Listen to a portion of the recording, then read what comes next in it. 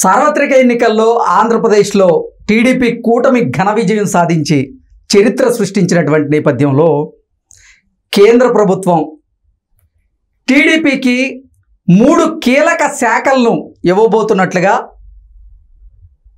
ఇప్పటికే Modi green signal కూడా ఇచ్చినట్లుగా ఒక వార్త ఇప్పుడు ప్రచారంలో ఉన్న నేపథ్యంలో కేంద్ర ప్రభుత్వం టీడీపీకి ఇవ్వబోతున్నటువంటి ఆ 3 కీలక శాఖలు ఏంటి అనే అంశానికి సంబంధించి మనం విశ్లేషణ చేసుకునేటువంటి ప్రయత్నం చేద్దాం. ప్రస్తుతం మనతో పాటు ఉన్నారు ప్రముఖ రాజకీయ విశ్లేషకులు ప్రసాద్ గారు. సార్తో మాట్లాడదాం. సార్ నమస్తే. సార్ నమస్తే అండి. ఆంధ్రప్రదేశ్లో ఎన్డీఏ ఘన విజయాన్ని సాధించింది. ఆ విజయానికి గాను ముగ్ధుడైనటువంటి ప్రధాని మోదీ గారు ఇక్కడ చంద్రబాబు గారికి బంపర్ ఆఫర్ ఇవ్వబోతున్నట్లుగా కేంద్ర ప్రభుత్వం 3 కీలకమైనటువంటి మంత్రి పదవులను టీడీపీకి ఇవ్వబోతున్నట్లుగా ఒక ప్రచారం అయితే సాగుతూ ఉంది. ఆ 3 కీలక శాఖలు ఏంటి అంటే ఏం చెప్తారు? ప్రధానంగా మీరు చెప్పినట్టుగా ఇప్పుడు గ్రామీణ నీటిపారుదల శాఖ, రెండవది ఈ రోడ్స్ అండ్ రోడ్డు రవాణా శాఖ, రోడ్డు రవాణా, రెవెన్యూ. ఓకే. సో ప్రధానమైనవి కాబట్టి సో ఈ 3 తీసుకోవడానికే ఛాన్స్ ఎక్కువగా ఉంది. కొంతమంది అయితే ఊహాగానాలు చేస్తున్నారు, ఏదో స్పీకర్ కూడా రావచ్చని. ఎగ్జాక్ట్లీ. బహుశా ఇప్పుడున్న పరిస్థితుల్లో అక్కడ బొటాబొటీ మెజార్టీ ఉంది కాబట్టి వాళ్ళకి ఆ స్పీకర్ని ఏదో వదులుకోవడానికి ఏదో ఇష్టపడలేదని వాళ్ళు అది వాళ్లే కావాలనుకున్నట్టు చెబుతున్నారు. సో ఏదేమైనా ఇప్పుడు మీరు ఒక మాట అన్నారు, ఇప్పుడు ముగ్ధుడై అన్నారు. ముగ్ధుడై ఇచ్చిన పదవులు కాదు ఇవి మనకి. అక్కడ పరిస్థితిని బట్టి ప్రస్తుతానికి బాబు గారి యొక్క ఏదైతే ఈ సంఖ్యాబలం అంటే నితీష్ కుమార్ గారు, చంద్రబాబు గారు లేకపోతే భారతీయ జనతా పార్టీకి ఆ మ్యాజిక్ ఫిగర్ అనేది రాదు.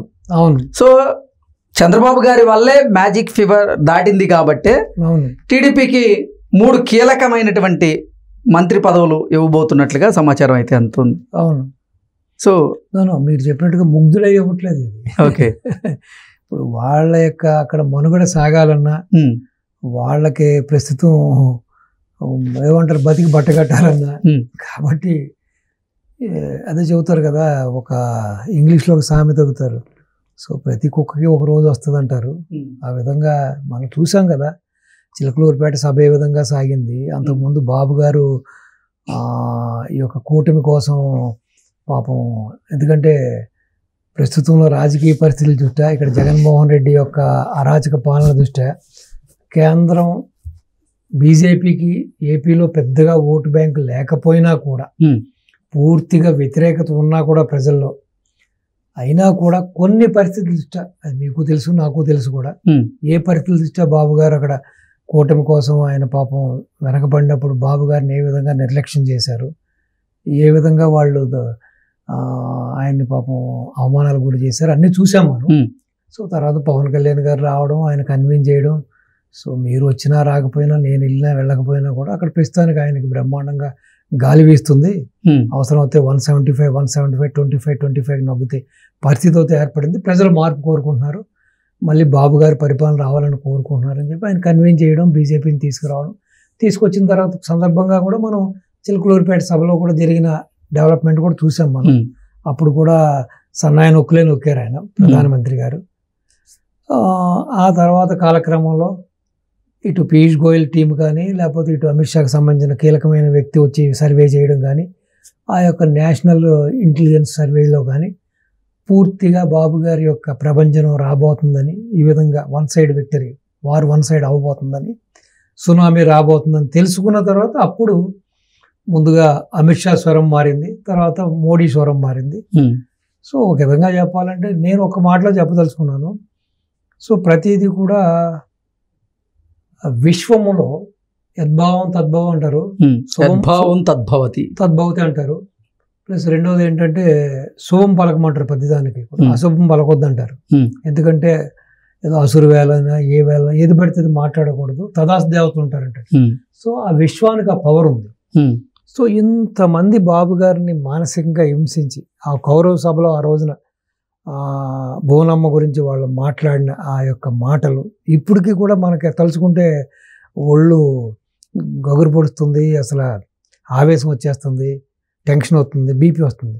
అటువంటిది ఆ మహానుభావుడు ఎన్ని విపత్తులు వచ్చినా కూడా, ఈవెన్ అలిపిరి బాంబు సంఘటనలో కూడా మన తెలుగు సినిమాలో లాగా ఆ డోర్ తీసుకుని హీరో వచ్చినట్టుగా రక్తగాయాలతో బయటకు వచ్చాడు ఆయన. ఆ రోజున కూడా ఆయన కంట్లో ఒక చుక్క కన్నీరు రాల.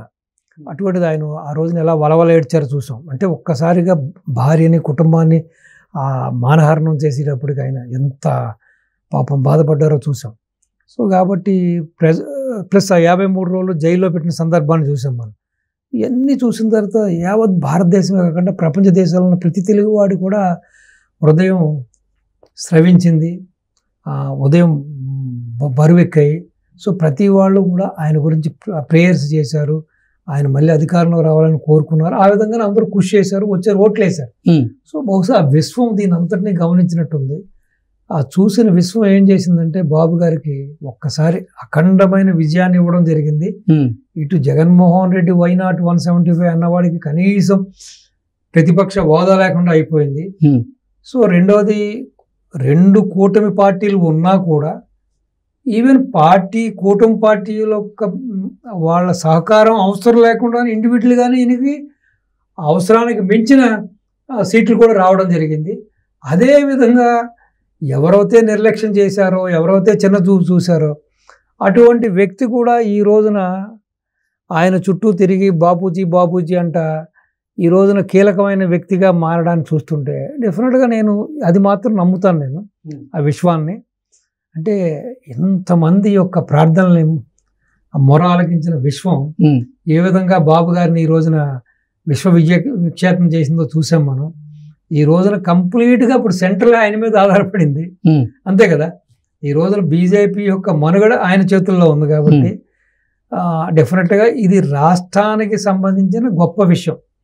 ఏదైతే ఇప్పుడు జగన్మోహన్ రెడ్డి గారు చేసిన ఆ యొక్క నష్టం 30 ఏళ్ళ కానీ పూర్తి చేయలేననే విధంగా చాలామంది మాట్లాడుకున్నారు. సో ఇటువంటి అవకాశం రావడం, సెంట్రల్ ఒక స్టేట్ సీఎం మీద ఆధారపడడం, ఈ వీళ్ళ ఎంపీ సీట్ల మీద అక్కడ మనుగడ సాగించడం వల్ల డెఫినెట్గా మనకు ఫండ్స్ కానీ, సో అవసరమైతే ప్రత్యేక హోదా తెచ్చుకోవచ్చేమో, అవసరమైతే కావాల్సిన ఇండస్ట్రీస్ తెచ్చుకోవచ్చు, కావాల్సిన ఎడ్యుకేషనల్ ఇన్స్టిట్యూషన్ తెచ్చుకోవచ్చు, ఏదైనా అంటే ఎనీథింగ్ యూ వాంట్.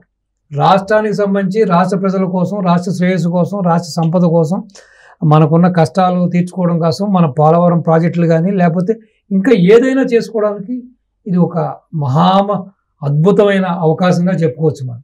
సో డెఫినెట్గా అంతటి మహోన్నతమైన వ్యక్తిని ఇంత హింసించినందుకు వాళ్ళని కాదు, కొంతమంది డైరెక్ట్గా చేశారు, కొంతమంది ఇండైరెక్ట్గా కూడా చేశారు. అది ఆ పైన ఉన్నవాడికి తెలుసు.